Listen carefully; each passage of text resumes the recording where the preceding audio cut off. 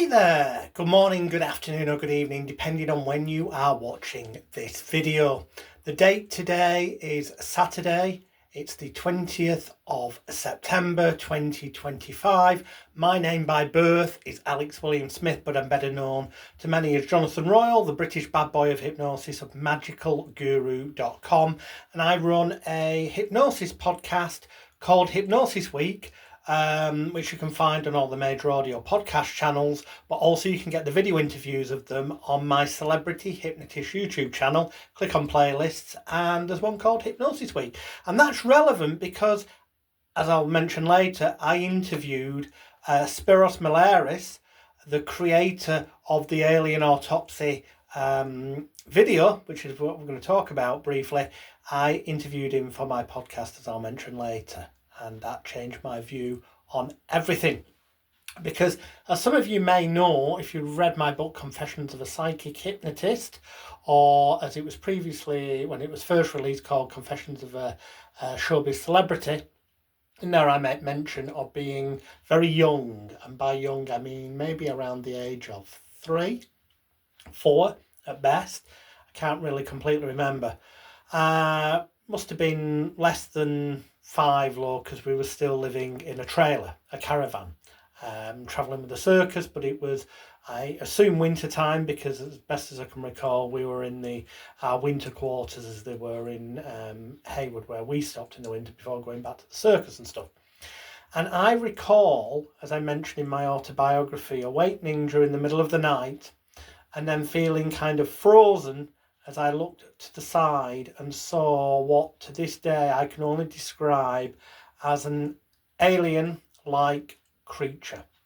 Now, the problem with memory is memories are never identical to what they were, because every time you remember, you elaborate or fabricate or distort or things alter without your conscious realization.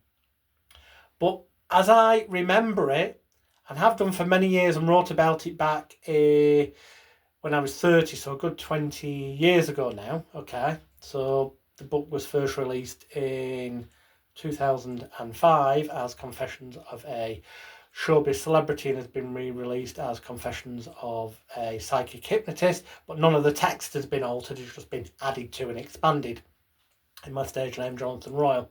I make mention of the fact that I awoke and I saw what I can only refer to as being a living alien-y creature, probably sort of a similar height that I would have been at the age of 4, or even slightly taller, but certainly not adult size. And that this, when I see images of aliens these days, I go, yeah, it's that. Not that that's identical to what I saw, but that's the kind of thing that I saw that was there, just kind of staring at me, making no noise, but kind of mentally communicating.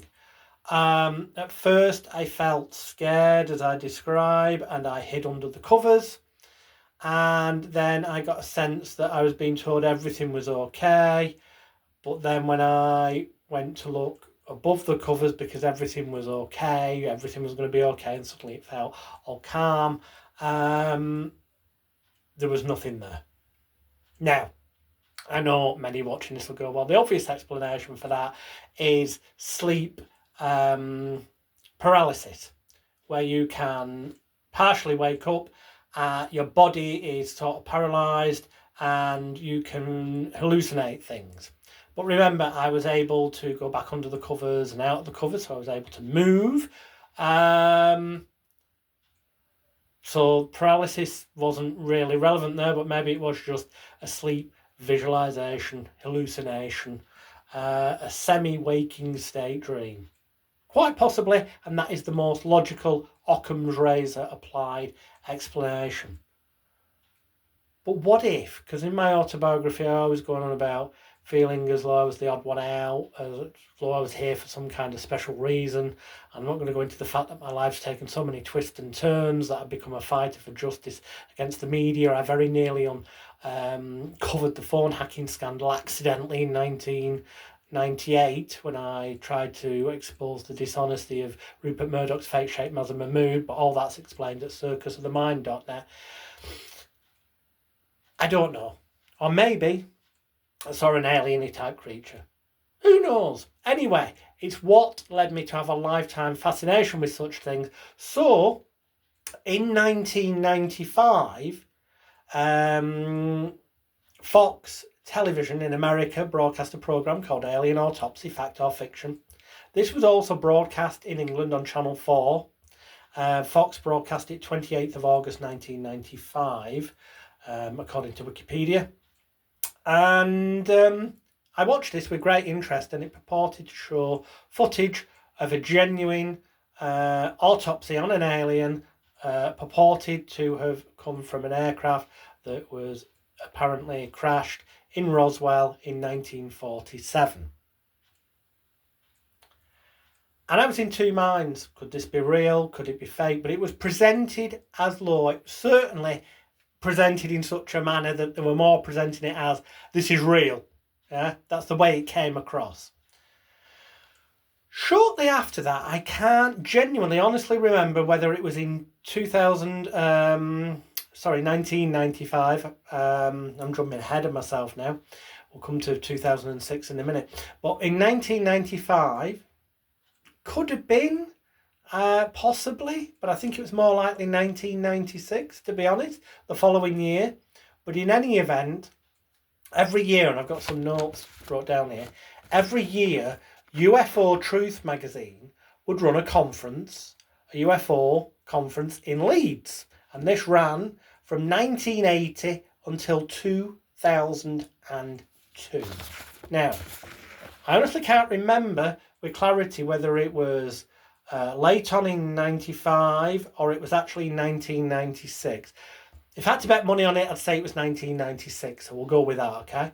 1996, I went to this conference with a clinical hypnotherapist friend of mine, Paul Brady, who ran Rochdale Hypnotherapy Centre, where I had an office where I was doing hypnotherapy, because at the age of 14 in 1989, I became the youngest ever clinical hypnotherapist member of the Association of Professional Hypnotherapists and Psychotherapists, as explained at magicalguru.com.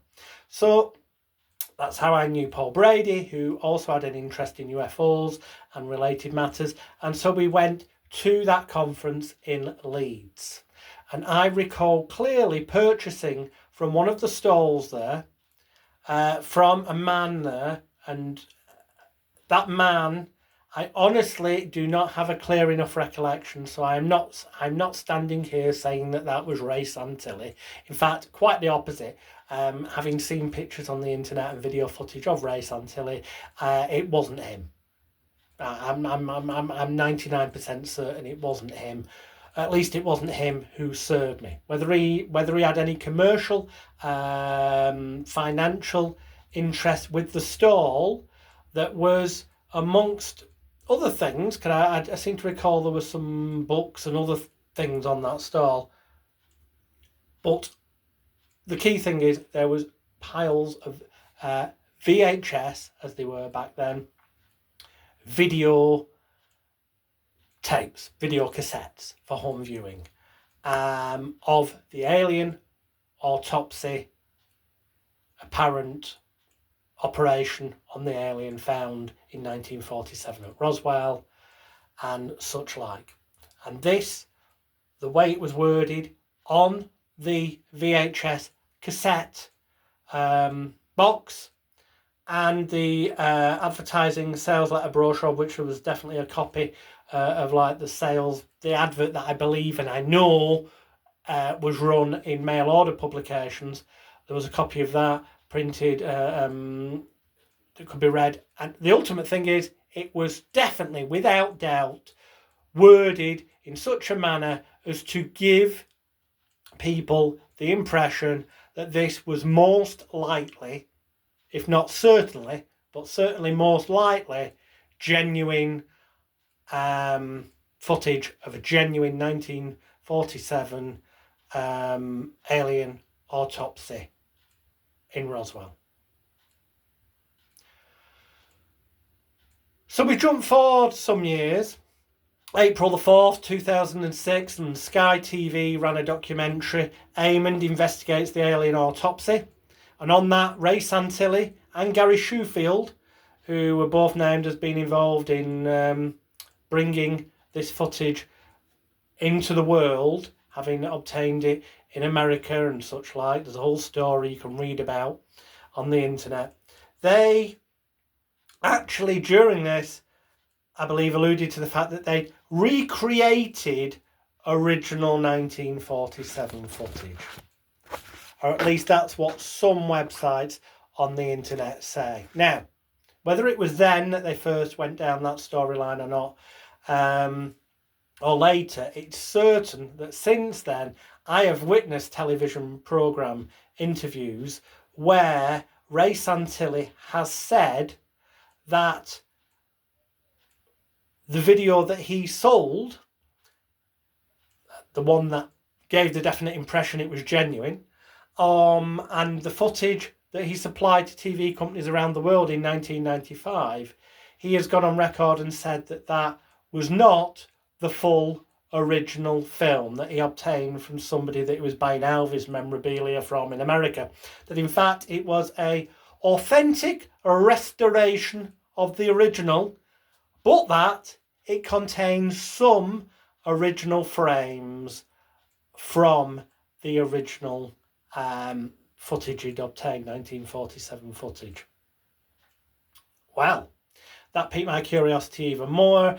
Slightly disappointed that maybe what I'd purchased at the UFO conference was not in fact fully authentic footage, but slightly appeased, as it were, by the thought that, well, at least it contained some elements, some frames from the original 1947 footage, and that it could indeed be an authentic representation visually of what the degraded 1947 footage actually looked like.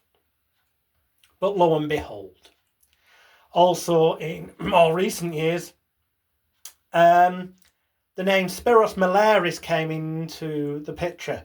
And I recognise that name because Spyros Melaris is well known in the world of magic and mentalism, a member of the Magic Circle, a great friend of many of the top names in magic, including the late and great David Burglas, and other heroes of mine. And I thought, oh, there's a magician involved. And I started to smell something fishy. And in 2016, I had to go to London. I went to London, September 2016 to be precise. 19th of September 2016, to be even more precise, was the first day of the trial of Rupert Murdoch's disgraced journalist, the fake Sheikh Mazza Mahmood, at the Old Bailey in London for his conspiracy to pervert the course of justice in the alleged drugs trial against British pop star Talisa Kontos-Tavlos, which sensationally collapsed in July 2014 when the judge exposed him as a liar and manipulator of evidence. Well, I was there because, as explained at circusofthemind.net, I tried to expose Mahmood's dishonesty in 1998, albeit I just thought that he lied and twisted things in his stories at the time. I did not realise he used unlawful information gathering, illegal phone hacking, drugged people's drinks, and totally fabricated evidence from scratch to make people look like they'd done things they hadn't done, or make it look like they said things they hadn't said. I was way in above my head, as explained at circusofthemind.net, but I almost accidentally, in the process, had what I set out to do, as explained at circusofthemind.net, worked, then I may have accidentally uncovered phone hacking in the process. But hey, since then I've discovered I was phone hacked. Very briefly, in September 2022, I filed legal proceedings against News Group newspapers, proceedings at which I won and were settled in my favour at the end of 2024. And in early 25, I received a written letter of apology from News Group newspapers for invading my privacy and for their journalists using such techniques which are unlawful and illegal, such as phone hacking, unlawful information gathering and surveillance and such like. Anyway, my quest for justice continues. That's a side issue explained at circusofthemind.net for anyone who's interested. The point is that I found myself in London And through a mutual friend of ours, Julian James, a wonderful magician and mentalist I've known for a number of years, I was able to meet in person for the first time with Spyros Melaris. We went for a beautiful Chinese meal. We went for drinks at the casino.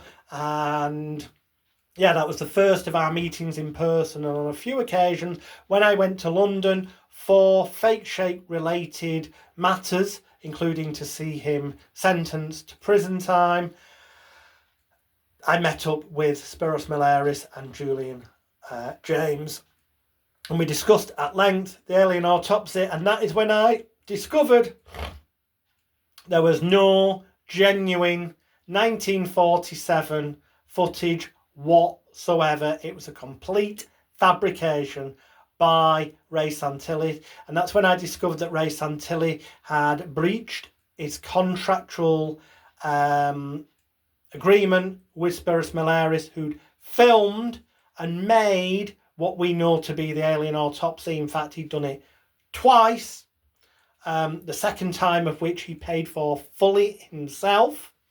And yeah, I learned a lot about it, so much so that I then, and let me get the date right, on the 25th of January 2020, I'm live to the world my interview with Spyros Melaris about the alien autopsy hoax, which you can find on my Celebrity Hypnotist YouTube channel by clicking on playlists, then clicking on Hypnosis Week and looking for the one that says Spyros Melaris, alien autopsy.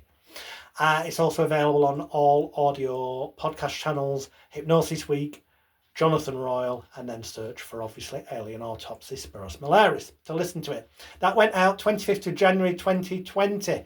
And then, and that really does explain a lot of the truths about, with evidence, that Spyros Melaris created the alien design, created the way the autopsy was going to happen, made sure all the special effects and the environment were right. There's so many things about that video that once they're mentioned to you, and a lot of them are in that video, Hypnosis Week podcast, you go, oh, it's not a real 1947 film.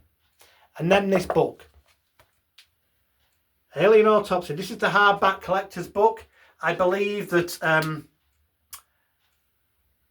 in a matter of months, probably sometime early to the middle of next year, 2026, the paperback edition of this, an expanded paperback edition, will come out.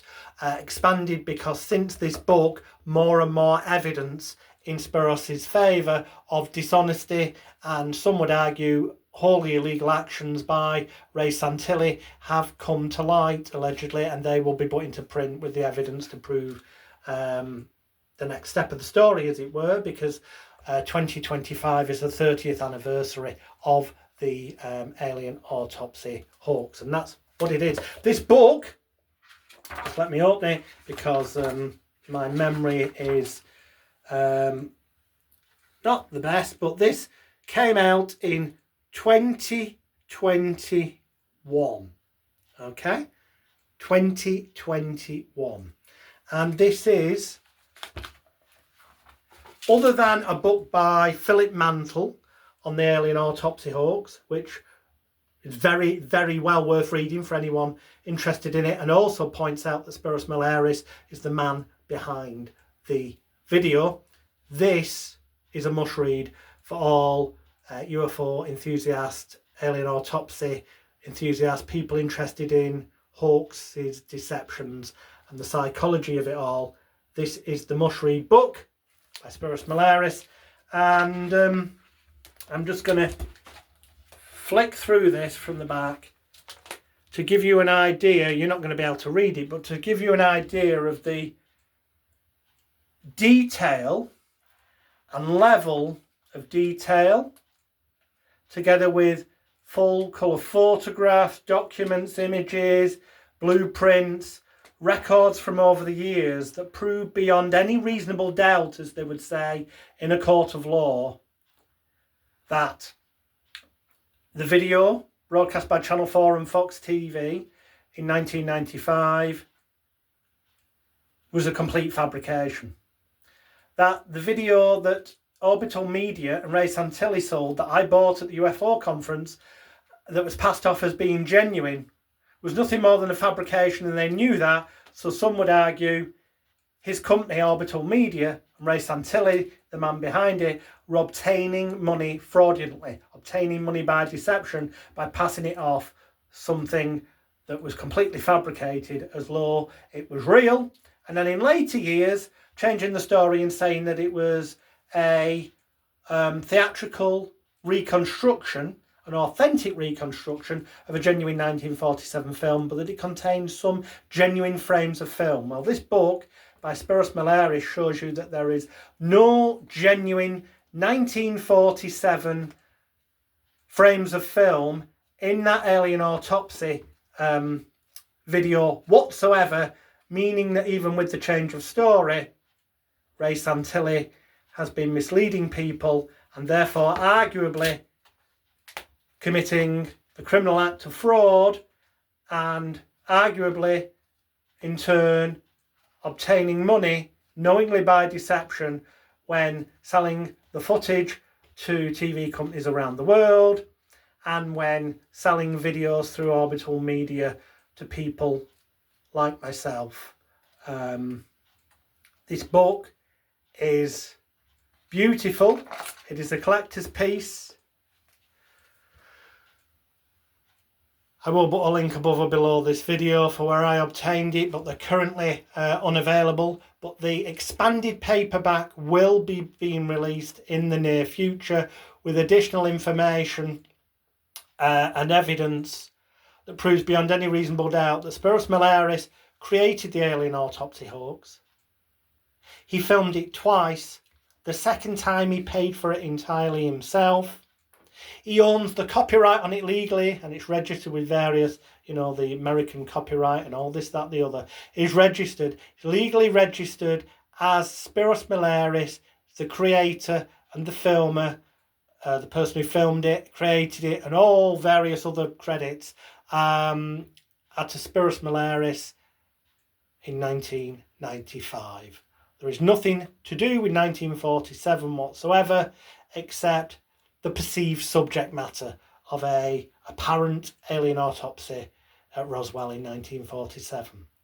Now, as is discussed in my Hypnosis Week interview with Spyros Melaris, I am not saying, and neither is he, neither of us have said or are saying that there was never a UFO crash. We are not saying that there wasn't an alien potentially found and autopsied in 1947, because we can't possibly know. We cannot prove categorically that that didn't happen. But what can be proven, and is proven by this book and other evidence that will be in the expanded edition of the book, and further evidence that the Alien Autopsy Accountability Alliance, AAAA, that's the Alien Autopsy Accountability Alliance, which was founded in late 2025, and I am proud and privileged to have been invited as a member of, because of my long-term interest in UFOs, in aliens and the alien autopsy footage. We have also been digging collectively as a group, and we want accountability of Ray Santilli and others involved for them purposely misleading the public, purposely misleading loads of people into purchasing a VHS tape from Orbital Media on the basis of being led to believe that it was most likely genuine 1947 footage, when in fact Ray Santilli knew exactly at the time he was selling it that it was nothing more than a theatrical made hoax made by Spyros Melaris, who has now come forward and is setting the record straight around the world. Watch this space. There's big things to come with the Alien Autopsy Accountability Alliance, making it known that Spyros Melaris created the Alien Autopsy film, and that there is no genuine 1947 video frames in it whatsoever, and there never ever were.